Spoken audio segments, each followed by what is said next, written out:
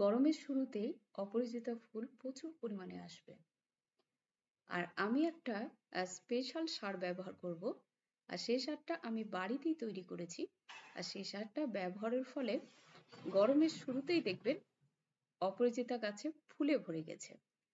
আর সেই সারটা আমি কিভাবে বানিয়েছি তার লিংক আমি ডেসক্রিপশন বক্সে দেব। আর কখন অ্যাপ্লাই করতে হয়, কিভাবে করতে হয়, সবকিছু নিয়েই আজকের এই ভিডিওটা।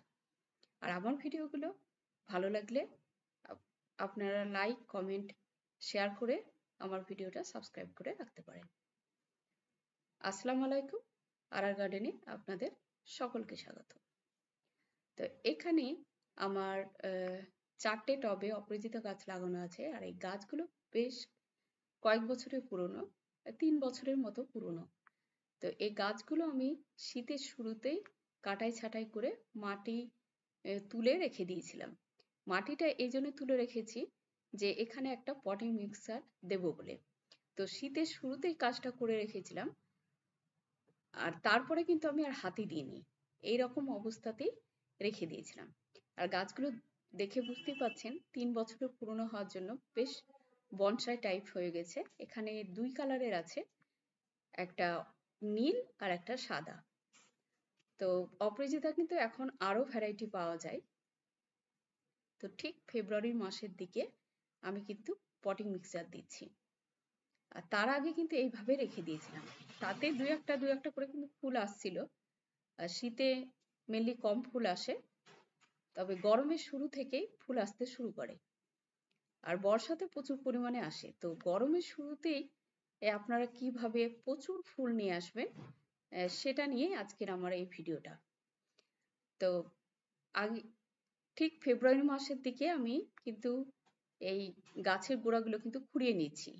আর টবগুলো দেখে বুঝতে পাচ্ছেন যে প্রায় 1/2 ইঞ্চি মতো করে কিন্তু আমি মাটি তুলে রেখে দিয়েছিলাম। আর তাছাড়া কিছুই করিনি, এইভাবে রেখে দিয়েছি। শুধু যখন মাটিটা শুকিয়ে গেছে তখন জল দিয়েছি।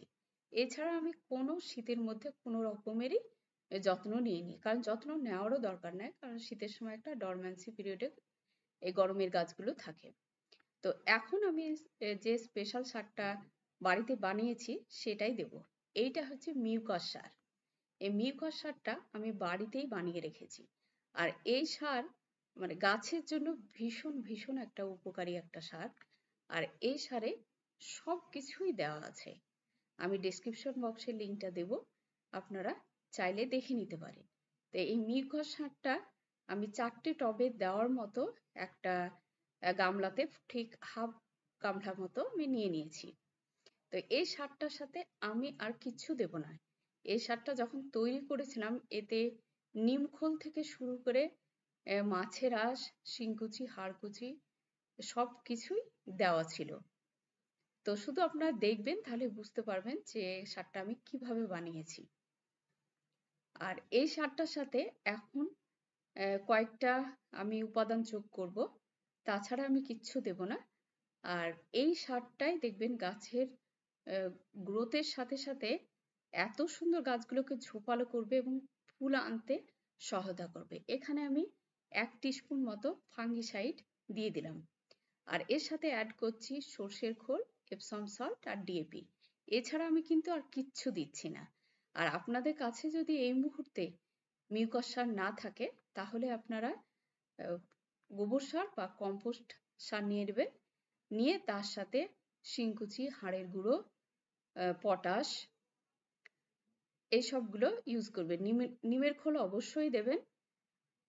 দেওয়ার পরে আমি যে 3টে উপাদান যোগ করলাম সেটা যোগ করে মিক্সারটা তৈরি করে নিয়ে এবার গাছের গোড়াতে দিয়ে দিবেন চারপাশে। আমি যেভাবে দিচ্ছি ঠিক এইভাবে দিয়ে বেশ আমি যে 1/2 ইঞ্চি জায়গা ফাঁকা রেখেছিলাম সেই জায়গাটাকে পূরণ করে দিচ্ছি। সবগুলো গাছে কিন্তু এইভাবে দিয়ে দিচ্ছি। আর গাছে খাবার দেওয়ার আগে কিন্তু মাটিটা খুঁড়িয়ে নিতে হয়। আমি আগে একটু খুঁড়িয়ে নিলাম চারপাশটা।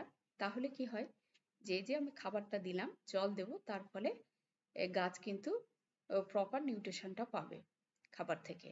আর না হলে যদি খোঁড়াই না করা থাকে তাহলে জল দিলে উপর থেকে জলটা বেরিয়ে যায়, খাবারটা ঠিকভাবে গাছ পায় না বা নাইট্রোজেনও পাস হয় না। এই জন্য আমি সবসময় বলি যতগুলো ভিডিও করেছি প্রায় বলেছি যে গাছে খাবার দেওয়ার সময় আপনারা গাছের গোড়াটা খুঁড়িয়ে ফেলবেন। আর যে কোনো গাছ আর কি, গরমের গাছ ঠিক শীতের সময় রিপোর্ট করতে হয়, বা শীতের গাছ গরমের সময় রিপোর্ট করতে হয়। রিপোর্ট করাটা কিন্তু খুব দরকার। রিপোর্ট করার পরে বা কোনো গাছ যদি আপনি একবার রিপোর্ট করেছেন, তাহলে কি হবে, মাটিটা কিছুটা মানে চেঞ্জ করা দরকার, কিছুটা মাটি খুঁড়িয়ে রেখে দিলেন। এই কাজগুলো যদি আপনি করেন তাহলে দেখবেন ফুল প্রচুর আসে। তো এগুলো হচ্ছে ফুল আসার ট্রিক। তো এই ট্রিকগুলো যদি আপনি ফলো করেন তাহলে যে কোনো গাছ,